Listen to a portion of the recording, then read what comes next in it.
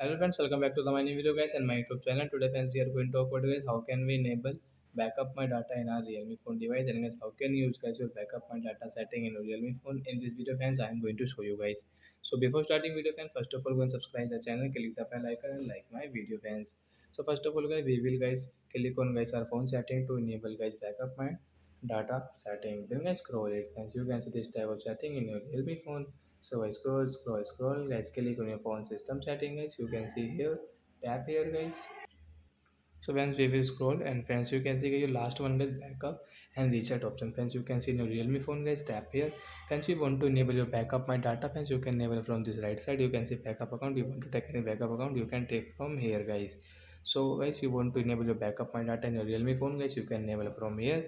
So that's it guys, thanks for watching the video friends, we will meet on next video guys with new topic. Before going guys, please go and like the video, subscribe the channel. Bye bye friends, take care.